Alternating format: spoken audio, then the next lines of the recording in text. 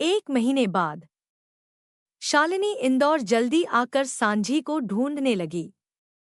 कहीं न मिलने पर उसके घर पर कॉल किया तो पता चला कि वो घर में भी नहीं है। श्रेया ने भी सांझी का पता नहीं बताया, पर बहुत ज्यादा पूछने पर श्रेया ने सांझी का फोन नंबर दिया। सांझी से बात कर शालिनी भी रो पड़ी और रुद्र के सामने सब सच रखने का ठान कर उसने अपना काम शुरू कर दिया। इस चीज में पार्थ, भरत और अनुराधा ने भी हेल्प किया। कुछ ही हफ्तों में उन्हें हर्ष का पता मिल गया। वो भोपाल में अपने काम के सिलसिले में गया था। पार्थ उसे इंदौर ले अपनी तरीके से कार्यवाही शुरू की। वैसे पार्थ को ज्यादा मेहनत नहीं करनी पड़ी। 2-3 थप्पड़ के बाद हर्ष ने सब सच उगल दिया। उसकी रिकॉर्डिंग कर वो रुद्र के केबिन पहुंचा। भाई, तुमने बहुत गलत किया। कैसे भूल गए सांझी आपका सच्चा प्यार था? वो आपकी बीवी थी और आपने उस पर भरोसा नहीं किया। पार्थ पेन ड्राइव रुद्र की ओर फेंकते हुए बोला। और उसने जो मुझे चीट किया वो सही। रुद्र चिल्लाते हुए खड़ा हुआ। उसने आपको चीट नहीं किया। पार्थ और जोर से चिल्लाए। ये पेन ड्राइव में सबूत है, देखो और खुद समझ लो। बोल पार्थ वह से चला गया। रुद्र ने पार्थ को कभी इतने गुस्से में नहीं देखा था। ऐसा क्या है इस पेन ड्राइव में? सोचते हुए रुद्र ने पेन ड्राइव लैपटॉप से कनेक्ट की और वीडियो देखने लगा। आधे घंटे बाद रुद्र ने अपना लैपटॉप उठा दीवार में मार दिया। अपने बाल खींचते हुए जोर जोर से चिल्लाने लगा। नो, ऐसा नहीं हो सकता। ये मैंने क्या कर दिया? रुद्र की असिस्टेंट उसके केबिन में आई और देखा रुद्र सीट पर बैठे रो रहा था। घबराकर उसने अदिति को कॉल कर केबिन में बुलाया। अदिति, जो आजकल रुद्र के बहुत करीब थी, जल्द ही उसके केबिन में आई। रुद्र ने जब अदिति को देखा तो उसका गुस्सा और बढ़ गया और चिल्लाकर बोला, निकलो यहाँ से। अपनी शक्ल वापस मत दिखाना। क्या बात है रुद्र? क्या हुआ? अदिति परेशान होकर पूछने लगी। तुम बताओ क्या हुआ? हर्ष कौन है और सांझी को कैसे तूने फंसाया? रुद्र उसकी गर्दन पकड़कर पूछने लगा। अदिति अपने पसीने को पोंछते हुए बोली, देखो रुद्र, हम बैठकर भी बात कर सकते हैं। चलो बैठो। नहीं, ये लो पेन ड्राइव और देखो। बोलते हुए रुद्र ने उसकी ओर पेन ड्राइव फेंक कर कहा। अदिति ने अपने लैपटॉप में वीडियो देखा और रुद्र के ओर देखकर घबराते हुए बोली, मुझे फंसाया जा रहा है। ये वीडियो फेक है। मैं इस लड़के को नहीं जानती। सच में नहीं जानती। रुद्र अपने फोन के व्हाट्सएप को दिखाते हुए पूछा, जिसमें पार्थ ने 2 मिनट पहले ही एक और वीडियो भेजी थी जिसमें हर्ष और अदिति बहस कर रहे थे, जिसमें अदिति हर्ष को धमका रही थी कि अगर उसने साथ नहीं दिया तो हर्ष की सारी सच्चाई सबको बता देगी। अपना पसीना पोंछते हुए अदिति ने कहा, देखो, शांति से बैठो। हम एडल्ट्स बनकर इसे डिस्कस करेंगे। कोई डिस्कशन नहीं होगा। यू आर फायर्ड, रुद्र ने कहा। पर अदिति कुछ बोलना चाहती थी, पर रुद्र उसका हाथ पकड़ घसीटते हुए बाहर ले गया। सबके सामने उसे घसीटते हुए बिल्डिंग के बाहर ले जा उसे छोड़ दिया। दोबारा यहाँ मत दिखना, वरना अंजाम बुरा होगा। बोल रुद्र वहां से चला गया। अदिति उसके जाने के बाद बोली, तूने मेरी सबके सामने इंसल्ट की। मैं ये नहीं भूलूंगी और तुझे भी भूलने नहीं दूंगी। बोल वो वहां से चली गई। रुद्र अपने केबिन में आकर सारे मीटिंग्स कैंसिल कर अपना बैग लिया निकल पड़ा। रास्ते में बार बार सांझी को कॉल करता पर फोन स्विच्ड ऑफ आता। सांझी के घर पहुंचकर डोरबेल बजाई तो शालिनी ने दरवाजा खोला। अब क्या चाहिए तुझे रुद्र? शालिनी गुस्से में पूछी। प्लीज, मुझे सांझी से मिलना है, बस एक बार। मैंने गलत किया, उसे सॉरी बोलना है। मुझे उस पर भरोसा करना चाहिए था, पर मैंने नहीं किया। मैं वो सब कुछ करूंगा जो वो कहेगी, बस एक बार उससे मिलना है। रुद्र गिड़गिड़ाने लगा। बहुत देर हो गई रुद्र, अब वो यहाँ नहीं है। शालिनी ने कहा, तो कहाँ है? मैं खुद उसे ले आऊंगा। She is my wife. I love हर। छींकते हुए रुद्र अपने बालों को खींचने लगा। भरत उसकी आवाज सुन बाहर आया और कहा, होगी वो आपकी पत्नी पर प्यार का पहला शब्द भरोसा होता है, और जब भरोसा ही नहीं रहा तो रिश्ते भी टूट जाते हैं रुद्र जी। नहीं, मैं हमारे रिश्ते को टूटने नहीं दूंगा। We are still married, Rudra बोला, only on papers mister Rawat. अब कुछ नहीं बचा। वो बहुत दूर चली गई है और वो नहीं चाहती कि आप उसे ढूंढे या उसके बारे में सोचे भी। शालिनी ने कहा, मतलब तुम जानती हो कि वो कहाँ है, राइट?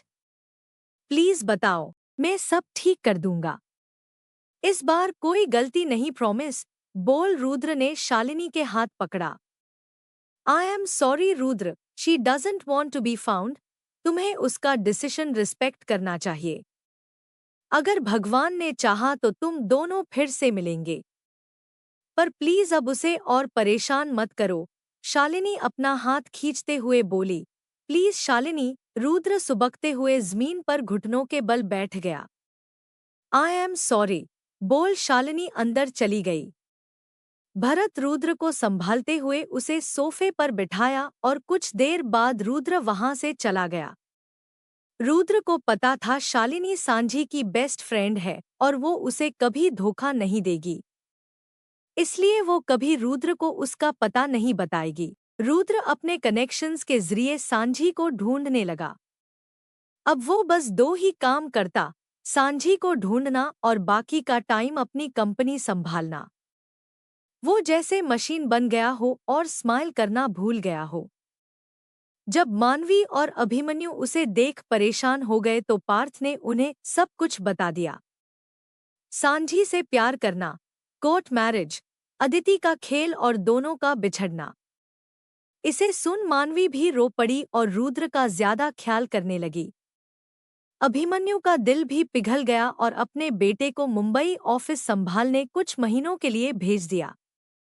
अगर वो कुछ दिन दूर रहेगा तो अपने आप को संभाल पाएगा। पार्थ ऑलरेडी मुंबई ऑफिस में मार्केटिंग हेड था। अब रुद्र भी उसके साथ रहने लगा और दोनों साथ में काम करते।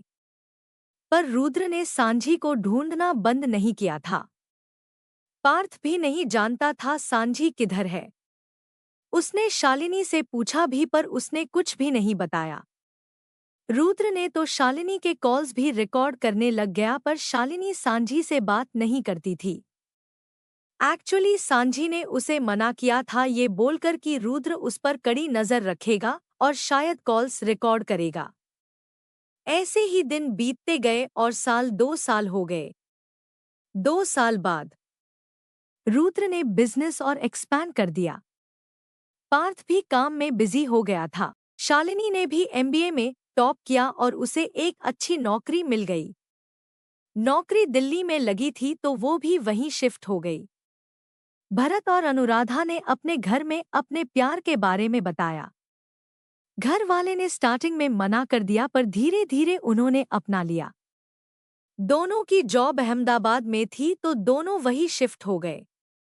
पिछले महीने ही दोनों की शादी हुई। रुद्र, पार्थ और शालिनी ने अटेंड किया था। शालिनी, उसके जॉब प्लेस में ही एक लड़के से मुलाकात हुई और दोनों एक दूसरे से प्यार करने लगे। दोनों की सगाई हो गई और बहुत जल्द शादी भी होने वाली थी। अब बस रुद्र ही बचा था जो आज भी शिद्दत से अपनी सांझी को ढूंढ रहा था। उसने शालिनी का फोन टैप करना बंद कर दिया था और अपना माइंड डाइवर्ट करने वो दिन के 12 घंटे काम करता। इस चक्कर में बिजनेस को खूब एक्सपैंड किया। मानवी और अभिमन्यु रुद्र की हालत से खुश नहीं थे, पर वे भी कुछ नहीं कर सकते थे। दिल्ली में सार्थक भी कुछ दिनों के बाद सांझी को माफ कर दिया था। एक पिता अपनी बेटी के साथ कितने दिन खफा रह सकता है। दोनों पिछले साल लंदन गए और नवीन रायचंद के घर 1 महीने रुक कर आए। नवीन रायचंद और माला रायचंद के कोई बच्चे नहीं थे तो उन्होंने सांझी को अपनी बेटी की तरह देखभाल करी। सार्थक को भी लगा कि सांझी को कुछ दिन और लंदन में रहना चाहिए। इससे उसका दर्द भी कम होगा। लंदन में कई इंडियन बिजनेसमैन हैं, पर पूरी ब्रिटेन में नवीन रायचंद को हर कोई जानता है। नवीन रायचंद एक मशहूर बिजनेसमैन और फिलैंथ्रोपिस्ट भी है। जब श्रेया ने फोन कर नवीन से सारी बात बताई, नवीन खुशी खुशी सांझी को अपनाया। उसे अपनी बेटी के जैसे देखभाल की। माला भी सांझी से बहुत प्यार करती। तीनों इस बड़े से घर में खुश थे। कनेरी वॉर्फ एरिया में सबसे ऊंची इमारत के टॉप फ्लोर पर एक बड़े से केबिन में बैठी एक लड़की अपने मैकबुक पर काम कर रही थी जब उसकी असिस्टेंट अंदर आई और एक फाइल देते हुई बोली, Lord Hawthorne wants to meet you, ma'am. When should I schedule your meeting with him? उस लड़की ने अपने नाक पर रखे थिक ब्लैक फ्रेम स्पेक्स को निकालते हुए रोबदार आवाज में कहा, the following Monday should be good. Check my calendar and schedule it. All right ma'am, बोल वो असिस्टेंट वहां से चली गई।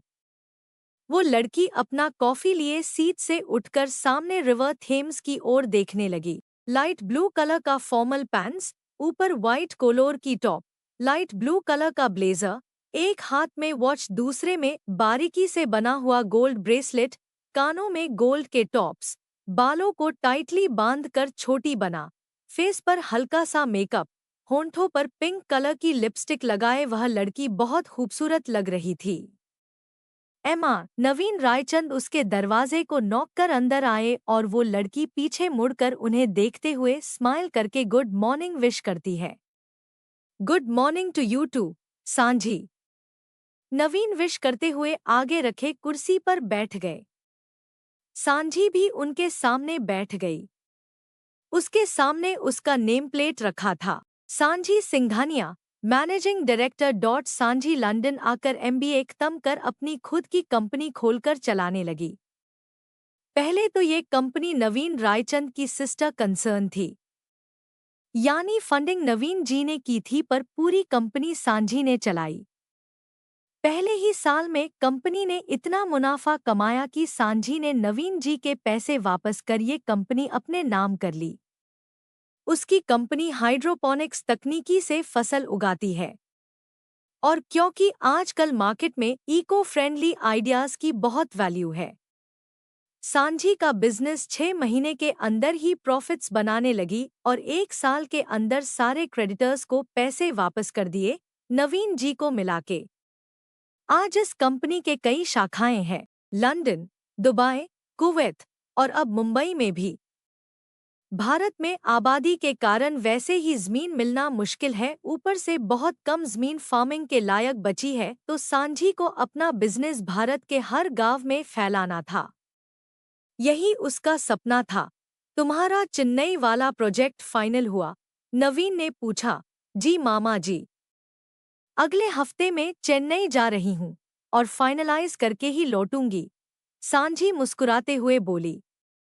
I am proud of you सांझी, नवीन जी बोले। दिल्ली भी जाकर आना, नवीन उसे याद दिलाते हुए बोला। जी, मम्मी को बोल दिया है, उन्होंने 1 हफ्ता रुकने को भी बोला है, तो बस थोड़े दिन रहकर आती हूँ, सांझी अपने मैकबुक में कुछ टाइप करते हुए बोली। दैट्स गुड, मैं चलता हूँ, मेरा एक मीटिंग है अभी, बोल नवीन वहां से चला गया।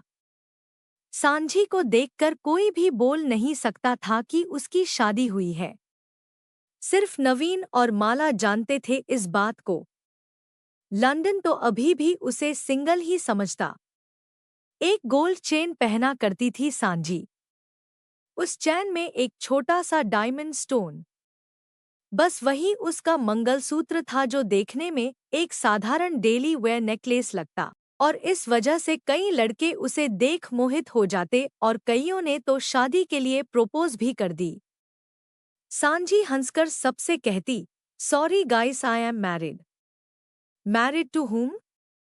टू योर वर्क, उसके दोस्त पूछते।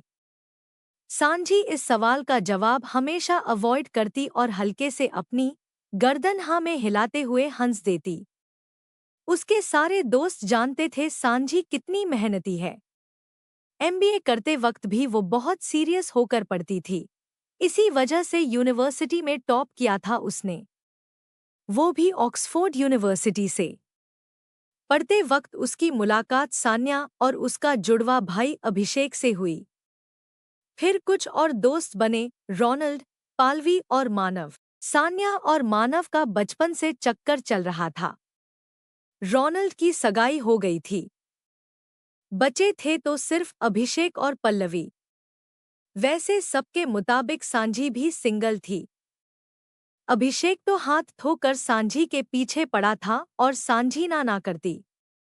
पूछने पर वही अपना एपिक जवाब देती, मेरी शादी हो गई है। खैर एमबीए के साथ साथ सांझी सिंघानिया ने अपनी बिजनेस शुरू की और बनी the new face of talented youth. जब उसने मार्केट में कदम रखा था उसके सारे कॉम्पिटिटर्स को लगा दी महीनों में उसका पैकअप होगा। पर उन्हें नहीं पता था कि सांझी का बैकअप नवीन रायचंद ने किया था। नवीन का नाम सुनते ही सभी पीछे हट गए। इस बात से सांझी को प्रॉब्लम होती थी, उसे अपने मामा की हेल्प नहीं चाहिए थी। तो नवीन ने बस इतना ही कहा, हमेशा एक बड़े प्लेयर की जरूरत होती है मार्केट में कदम रखने की। मैंने भी किसी की मदद ली थी पर इसका मतलब ये नहीं कि मैं उन पर डिपेंडेंट रहा। 5 साल के अंदर अंदर मैंने अपने सारे कर्जे चुका दिया और ये एम्पायर खड़ा किया। तो सांझी ने भी अपने मामा से वादा किया, मैं 5 साल तो नहीं लूंगी, 1 साल में सारा काराजा चुका दूंगी। भरोसा है मुझे खुद पर और अपने आइडियाज पर। बोलते हुए सांझी ने उनकी हेल्प ली और हुआ भी वही। 1 साल के अंदर सांझी ने नवीन के पैसे लौटाए और प्रॉफिट्स कमाने लगी।